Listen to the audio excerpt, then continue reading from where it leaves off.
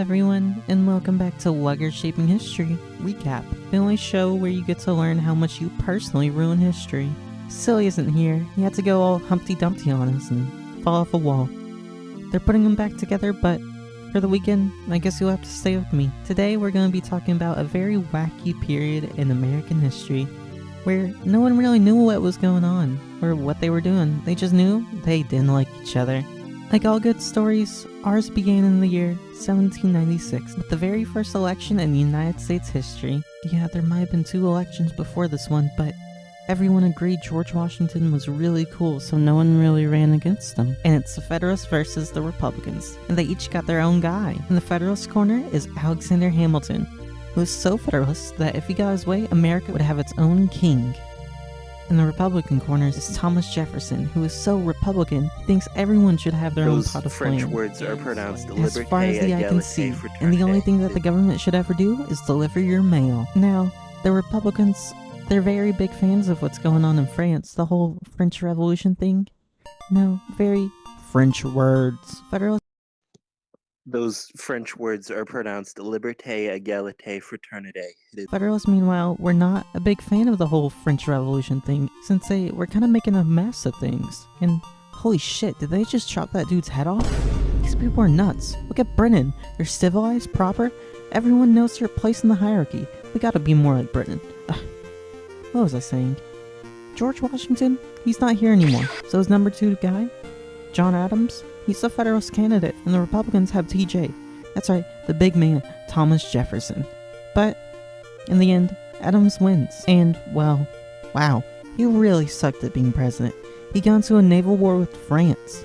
Of all people, France. You'd think they'd be too busy. And safe to say, no one was a big fan of this war. He sucked so bad that even the big man Federalist Hamilton hated him. But now, it's time for the election of 1800. This is the big one, and everyone knows it. 1796, that was just child's play, the warm-up round. Anyway, Jefferson wins. Well, sort of.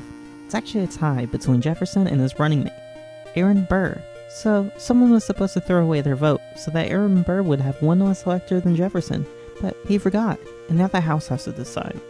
And for a second, looks like Burr is going to win, but the last second, the big man Hamilton, of all people, he steps in and tells people to vote for Jefferson. Jefferson, he has a pretty big ego. He goes about his victory. He calls it the Revolution of 1800, and he says he's going to build an Empire of Liberty. And, to his credit, he sort of does that. He buys all of French Louisiana and doubles the size of the country overnight. But it wasn't all sunshine and rainbows, because Aaron Burr and Jefferson fought constantly. And since Burr knew he wasn't going to be vice president, he decides to run for governor of New York. Hamilton really, really hates Burr, and makes sure that everyone knows it, and knows that they shouldn't vote for him. And Burr gets so pissed about it that he almost shoots Hamilton. Regardless, Jefferson boots him off the ticket. It's 1804, baby, and the Federalists are coming with the big guns now. No, that puny Adams shit. They got Charles C. motherfucking Pickney. He's from the South, which is where the Federalists are weakest. He was a general in the Revolutionary War, just like George Washington, and most importantly, he's Hamilton approved. The big issue of the day is westward expansion, because that decides what kind of economy the US is going to have. If we expand a bunch, everyone's going to have farms, but if we stay in the city, we're going to have a bunch of industry. Surprise, surprise, Pickney actually wins. A bunch of southern states get so pissed off that they all get together and they think about leaving the Union, but they think again. Maybe it'll get better. And they decide against it. Now, Pickney ran on stopping westward expansion, and he meant it. He signed a law that said no one was allowed to make any states in the new territory that Jefferson bought from France, no matter what, for 20 years, until the 1st of January, 1826. And, well, after that you can do whatever you want with the territory.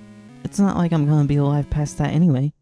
It's the year 1808, and people are really upset with Pickney for what he did. Madison is saying we'll try to fix it. Madison gets elected, but he gets distracted because now Britain and France are at war.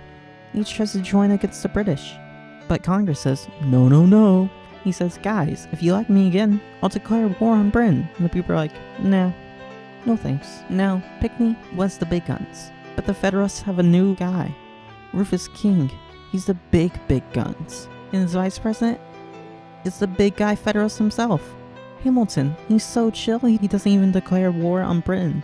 Instead, he does a bunch of boring economic stuff and really increases the size of the federal government, which is fitting because his name is King, after all. And the people liked what he's doing so much that they got him for a second term. He served his second term, and he doesn't feel like he wants to go anymore. Now that the king is gone, the Federalists decided it's time for the big guns. Alexander Hamilton himself to become president in 1820. He does a lot of boring economic stuff and really increases the size of the federal government. So much so that the members of his own party are freaking out. In reality, they're mostly just Southerners upset about his stance on slavery, so they form their own party, the Whig Federalists. They know that splitting the Federalist vote could mean a Republican president, but they don't care because they hate Hamilton that much. Now both the Republicans and the Whig Federalists try to run against him, but he's unstoppable and wins again in 1824, and he's so unstoppable that he goes again. And, oh my god, what's he doing? Is he gonna go? Oh, at least we have his oh, well, he's dead too. Well, it looks like no one's here to replace him. Ooh, look at this. It's a law that they wrote a few years back that says the president pro tempore, the top dog of the Senate, Lewis McLean, is next in the line. And now he's president, but everyone's super upset that he's president now and no one really likes him. And he has an election coming up. But guess what? He's running against the next big guy Republican, Andrew Jackson, who's saying he wants to go to war with Mexico. What happens next? Find out tomorrow on the next episode of Wuggers Shaping History Recap.